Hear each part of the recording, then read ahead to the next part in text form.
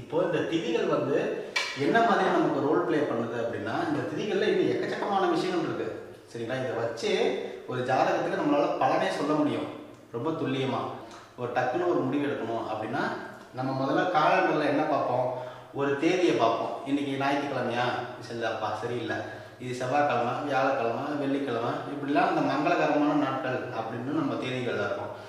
அதே மாதிரி தான் இந்த திதிகளில் வரும்போதும் நீங்கள் அஷ்டமி திதியா சரி வராதுப்பா, நவமி திதியா சரி வராதுப்பா இப்படின்னு பொதுவாக சொல்லிட்டு தருது. ஆனால் இந்த அஷ்டமி நவமி தான் இருக்கிறதுலே நல்லது. என்ன கேட்டால் சார் சொல்லுவார். ஏன்னா கோகுலாஷ்டமி என்னைக்கு கும்பிட்றீங்க, அஷ்டமி திதியில் தான் கும்பிட்றீங்க.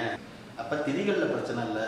இந்த திதிகள்னால நாம் முன் ஜென்மத்தில் செஞ்ச கர்மாவின் விளைவாக சில விஷயங்கள் நமக்கு மறுக்கப்பட்டிருக்கும். கிடையாதுன்னு கிடையாது, சில ரெஸ்ட்ரிக்ஷன் இருக்குது அப்படின்னு அர்த்தம்.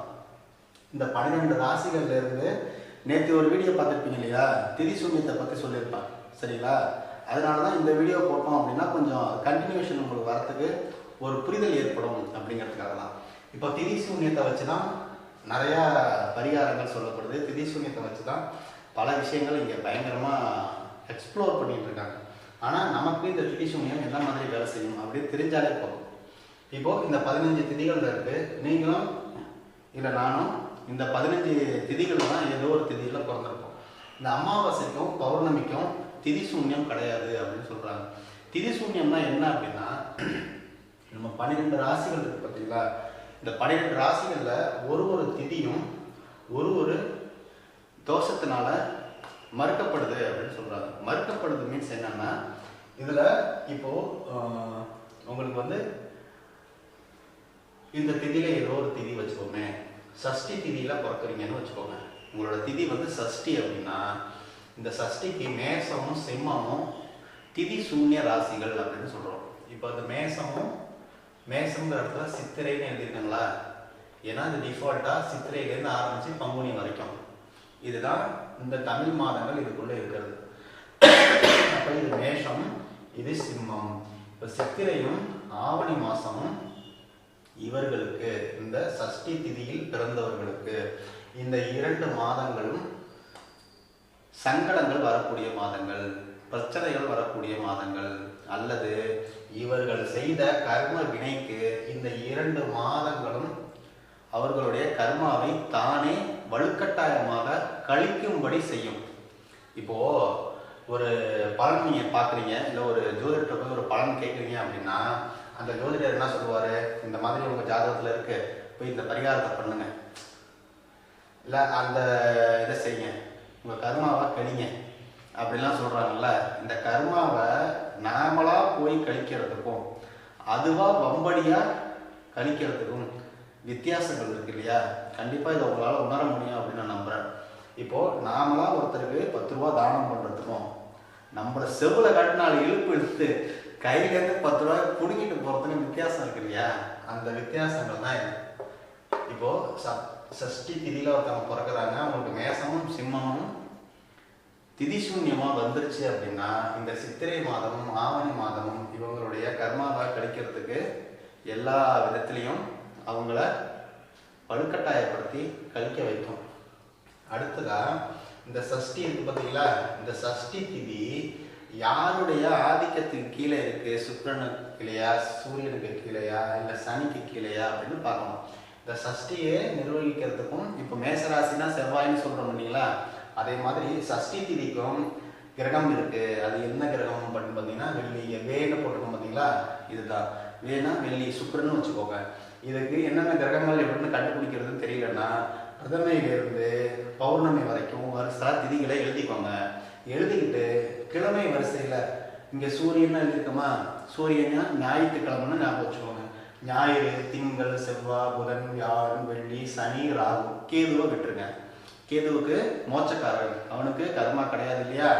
அப்போ ராகுவோட முடிஞ்சிருச்சு. அடுத்தது சூரியன் ஆரம்பிக்குது, சந்திரன் ஆரம்பிக்குது, செவ்வாய், புதன், குரு, சுக்கிரன், சனி, ராகு முடிஞ்சு போச்சா. இப்போ இந்த 8 கிரகங்களும் இந்த 15 1 பௌர்ணமி சேர்த்து 16 இதே பிரிச்சுக்கிறாங்க. அப்போ இந்த மாதங்கள்ல சித்திரை மற்றும் ஆவணி மாதங்கள்ல சுக்கிரன் அப்படிங்கிற பகவான் மூலியமா நம்மளுடைய கர்மா கழிக்கப்படும் அப்படிங்கிறது தான் நமக்கு திதிசூன்யம் மூலியமா வெளிவர விஷயம். இந்த சுக்கிரன் அப்படிங்கிற காரகம் இந்த 2 வீட்லயும் இருக்குதுங்களா? புரியுதுங்களா? கண்டிப்பா புரிஞ்சிருக்கும். இந்த ஆவணி என்ன ராசி? சிம்ம ராசி. இதுல யாரோட நட்சத்திரம் இருக்கு? தலைவரோட நட்சத்திரம் இருக்கா? சுக்கிரனோட நட்சத்திரம் பூர நட்சத்திரம் இதெல்லாம் இருக்கா? இதுல மேஷம். இதுல யாரோட நட்சத்திரம் இருக்கு? சுக்கிரனோட நட்சத்திரம். என்ன பரணி இருக்கா? அப்போ இந்த பரணியிலேயோ இல்லை இந்த பூரத்திலேயோ ஒரு கிரகம் நிற்குதுன்னு வச்சுக்கோங்க.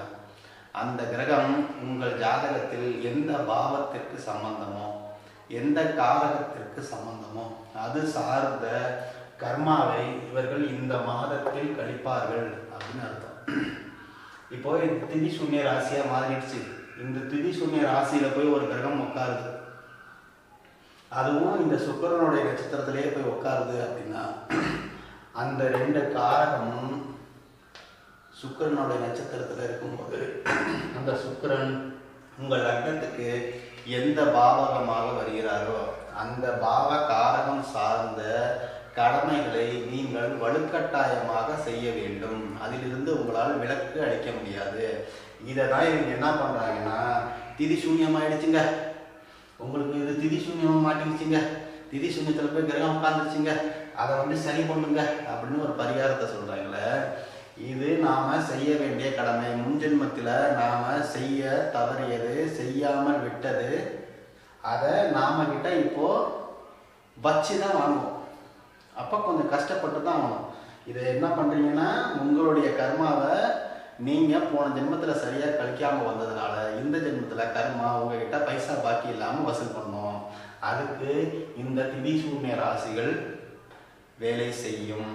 இந்த திதிசூன்ய ராசிகளுக்கு இன்னொரு தன்மை இருக்கு. என்ன அப்படின்னு கேட்டீங்கன்னா, இந்த திதிசூன்ய ராசிகளில் இருக்கக்கூடிய கிரகமோ அல்லது திதிசூன்ய ராசியில் இருக்கக்கூடிய நட்சத்திரங்களோ அந்த நட்சத்திரநாதர்களோ அந்த நட்சத்திரத்தில் அமரக்கூடிய கிரகங்களோ அது சார்ந்த மறைமுகமான தவறுகளை இந்த பிறவியில் நீங்கள் செய்து கொண்டுதான் இருப்பீர்கள்.